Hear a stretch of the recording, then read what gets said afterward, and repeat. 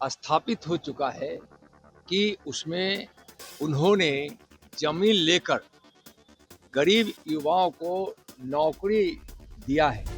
और मैं तो यह कह रहा हूं कि बहुत सारे ऐसे लोग हैं जिनका जमीन भी उन्होंने ले लिया और उनको नौकरी भी नहीं दी, जो एक बहुत बड़ा अपराध है। ममता बनर्जी जी पश्चिम बंगाल में घुसपैठियों के आधार पर राजनीति करना चाहते हैं और घुसपैठियों को मदद कर रहे हैं, जो न पश्चिम बंगाल के हित में है न देश के हित में है। विकास का मतलब वहाँ है घुसपैठियों का विकास। इसलिए एसआईआर वहाँ निश्चित रूप से हर प्रकार से सफलतापूर्वक लागू होनी चाहिए। देखिए, माननीय प्रधानमंत्री श्री नरेंद्र मोदी जी का जो संकल्प है और सपना है कि भारत को हम विकसित भारत 2047 तक बनाएं, तो 2047 के विकसित भारत में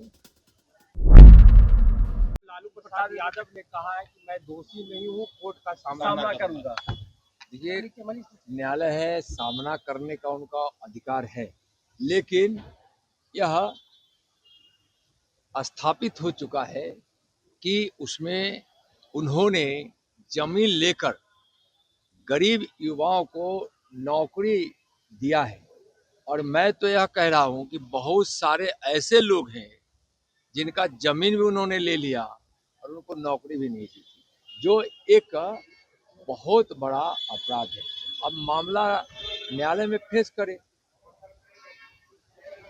भारत और पाकिस्तान का मैच सर, प्रधानमंत्री आज एआई शिखर सम्मेलन का उद्घाटन करने जा रहे हैं।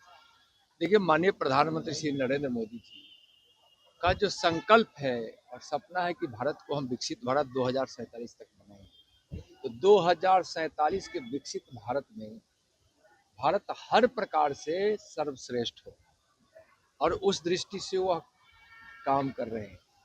वह चाहे वह खेती का क्षेत्र हो, ज्ञान का क्षेत्र हो, विज्ञान का क्षेत्र हो, रक्षा का क्षेत्र हो, चाहे वह संस्कार का क्षेत्र हो, चाहे वह संस्कृति का क्षेत्र हो, चाहे वह शिक्षा का क्षेत्र हो, चाहे वह निर्माण का क्षेत्र हो, चाहे वह आकाश का क्षेत्र हो, चाहे वह पाताल का क्षेत्र हो, हर क्षेत्र में भारत को सर्वश्रेष्ठ बनाने का संकल्प प्रधानमंत्री जी लिए हैं। इसलिए जा रहे हैं, नई दुनिया के लिए नई चीज भी हो जो वह भारत के बस में हो, भारत के उन्नति के लिए हो, इसलिए माननीय प्रधानमंत्री भारत ने पाकिस्तान को हराया है सर 61 रनों से। यह भारतीय टीम को बहुत बहुत इसके लिए बधाई मैंने कल ही दिया था।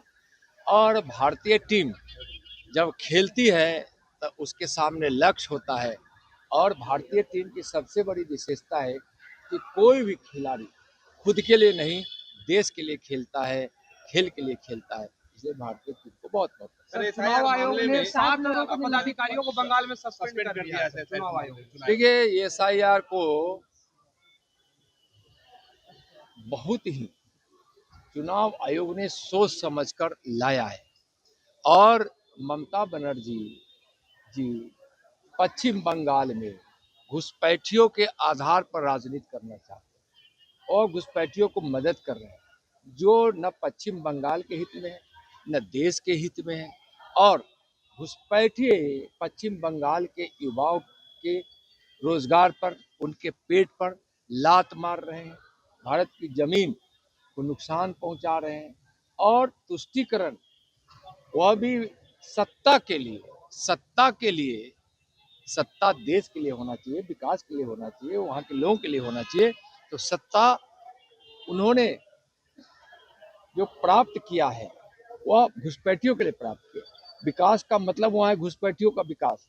इसलिए एसआईआर वहाँ निश्चित रूप से हर प्रकार से सफलतापूर्वक लागू होनी चाहिए। महाशिवरात्रि में सर आप बैलगाड़ी पर बैठे हुए कितने दिनों से कर रहे हैं? देखिए, मैं 35 वर्षों से इस परंपरा का निर्वहन कर रहा हूँ। मैं छोटा था तो मैं अपने गांव के घर से निकलकर उस शिव बारात में एक शिव भक्त के रूप में उस दर्शक बनकर जाता था। लेकिन 35 वर्षों से मैं लाखों शिव भक्तों के साथ, लाख शिव भक्तों के साथ, मैं भी एक साधारण शिव भक्त, मैं शिव की बारात में सम्मिलित होता हूँ। और मैं शिव बारात में, शिव की बारात जो निकलती है उसमें गरीबान बनकर निकलता हूँ।